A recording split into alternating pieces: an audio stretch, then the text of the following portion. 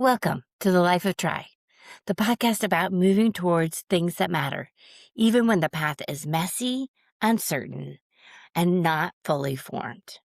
I'm Wynne Leon, and in this episode, I'm sharing the story of how a long-held wish to visit friends in France turned into an unexpected adventure involving Airbnb, airplane tickets, helpful neighbors, pet logistics, and a whole lot of learning to take the next step before seeing the whole staircase. It's a story about listening to the tug, noticing the sparks around us, asking for help, and discovering that when our motive meets the means already in front of us, opportunity begins to unfold. I've told the story many times now, how I came to rent out my house as an Airbnb so my kids and I could travel to Europe. But every time I tell it, I understand it a little more. I see more clearly that this wasn't just a travel story. It was a story about listening to the pull, taking the first step, and discovering that help often appears after we begin. It started with a simple desire. I wanted to visit dear friends in France before they moved away. They had lived there for 4 years. They were leaving in August, and for 3 of those 4 years, I waited for the right time. I waited for it to be convenient. I waited for the path to become obvious. But guess what? It never did. But the knowing inside of me, the quiet, persistent pull that said, this matters, never went away. And honestly, it would have been easier had it. I could have waited until my kids were older, until travel was simpler, until their taste buds were braver, until they could pack their own backpacks and entertain themselves on an airplane seat the size of a compact refrigerator. There were 100 reasons to wait. But the truth is, the things that matter most are rarely convenient. They don't show up when every obstacle has been removed. They show up as a tug on the heart, and then they ask us to move. So takeaway number 1, don't wait for easy. Move because it matters. We often know what we need to do long before we know how to do it. We spend so much time waiting for the whole solution to drop into our laps. Leap and the net will appear. A great motivational image, right? The net doesn't appear while we're standing still. The next step appears when we take the first one. So when time forced my hand, I began. I went to book the airline tickets and immediately hit the first roadblock. Oil prices had risen. Airline prices had skyrocketed. Suddenly, the trip felt out of reach. But a seed had already been planted. Months earlier, a neighbor had said, we should rent out our houses when the World Cup comes to Seattle. At the time, I wanted nothing to do with that idea. It sounded like work. It sounded like chaos. What about the dog? What about the cat? What about the gecko? What about all the cleaning, decluttering, organizing, and logistics? So I let the idea sit. I talked about it with friends. I circled it. I resisted it. I waited for someone to wave a magic wand and make it simple. No wand appeared. Then one day, 2 things happened. I went to the bank and noticed a flyer for Whiskers Lodge, a place to board cats. That same night, I read a section of The Fun Habit by Mike Rucker about activity bundling, the idea that we can pair hard work with fun to help us move through it. And suddenly, the pieces caught fire. I could rent out my house. It would be a lot of work, yes, but it could also make the trip possible. One neighbor's comment, one flyer, one book passage, things that had seemed random became part of the solution once I was willing to move. So that's my second takeaway. Pay attention to the sparks. Other people's words, stories, and ideas can ignite something in us. When someone shares how they move through a roadblock, it can become the spark that helps us light our own way. Of course, having an idea is one thing. acting on it is another. This was vulnerable. I had to say the plan out loud. I had to rally people around it. And not everyone thought it was brilliant. I heard that it sounded crazy, impractical, and unlikely to work because the World Cup was too close. So I gave myself a fallback reason to keep going. Either way, I would win. If we didn't get bookings, at least we'd have a cleaner house. If we did get bookings, we'd be able to go to Europe. And then we got 2 bookings right away. Suddenly, the dream had dates. The idea had momentum. The first step had created the next one. What followed was not effortless magic. It was several weeks of hard work.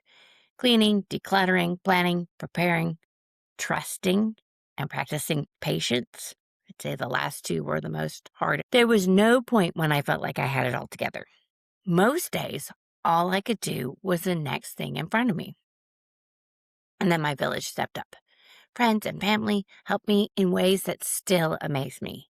My neighbor Katie helped prepare the house and agreed to handle the transition between guests. My friend Eric volunteered to take Cooper the dog. My mom and sister and brother all stepped in. Even my kids helped pressure wash, cut the lawn, clean windows, and scrub walls. Mike Rucker tells another story in The Fun Habit about a man in Phoenix who accidentally received an invitation to a ski weekend in Vermont for a bachelor party. He didn't know the groom, so he replied with humor, "Thanks, but you've invited the wrong person." The group said he sounded like fun and should come anyway. So he started a fundraiser, and people donated. That story reminded me of something important. People are often willing to help us reach our big, strange, beautiful goals. But first, we have to let them know what we're trying to do. I've never had it all together, so I couldn't pretend to be self-sufficient. I needed help. I asked for help. And just as importantly, I accepted help. So that's takeaway number 3. Say the dream out loud. When you commit to the thing you feel pulled to do, people can help. But they cannot support a dream you keep hidden. Communicate the goal. Ask for help. Accept help. And trust that you only have to meet the next step, not master the whole staircase. Maybe you're thinking, that's a great story, but it only applies to you. Maybe you've already dismissed it because you think your circumstances are different. Maybe you think I'm younger or older or bolder or luckier or somehow better equipped. Yeah, not true.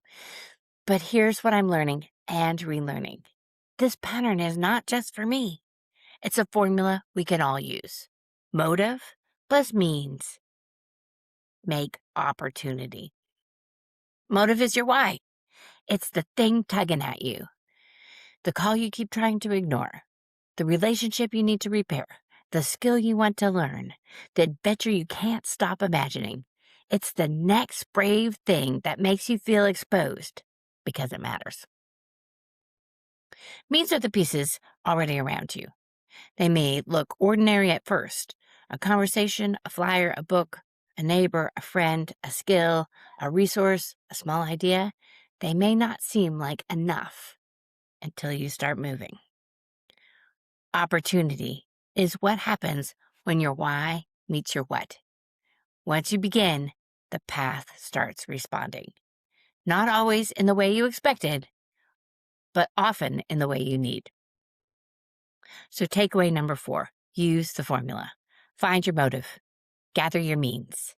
Watch for opportunity. Or put another way, when your why means your what, the how begins to unfold. And let me be clear, the how rarely looks like we imagined. In my case, the cheapest tickets to Europe were not from Seattle, Newark, San Francisco, or any closer city. They were from Hawaii. And I just happened to have a free ticket to get us to Hawaii. So as I record this, I'm sitting in Hawaii. We've enjoyed the sun and the beaches, and we still have a long journey ahead. 7 hours to Dallas, a 9-hour layover, and 9 more hours to Amsterdam, and a 12-hour time difference waiting on the other side. Am I worried about pulling it off? Yes. This plan has included sleepless nights, low moments, and plenty of opportunities to lose confidence. There have been times when I thought I couldn't get it all done. And then, right when I needed it, someone showed up with an offer to help. I'm learning that a lot of fear comes from trying to solve problems that are not yet the next step. Sometimes the bravest thing we can do is set down the imaginary staircase and take the real step in front of us. Martin Luther King Jr. said, "Take the first step in faith. You don't have to see the whole staircase.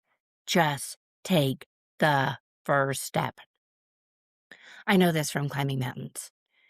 You probably won't see the whole staircase, even when you can see the very tippy top of a mountain from the parking lot.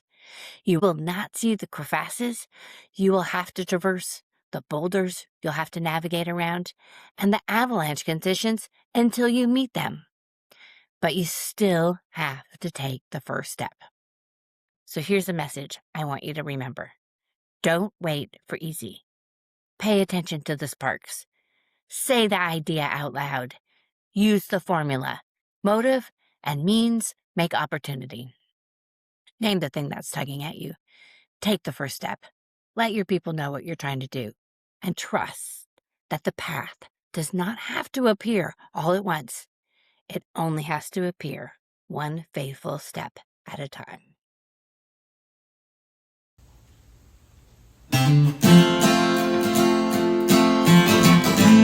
Thank you for listening. Our music was written for us by the incredible duo of Jack Campora and Rob Koenig. For show notes and more great inspiration, see avitiva.com, avitiva.com.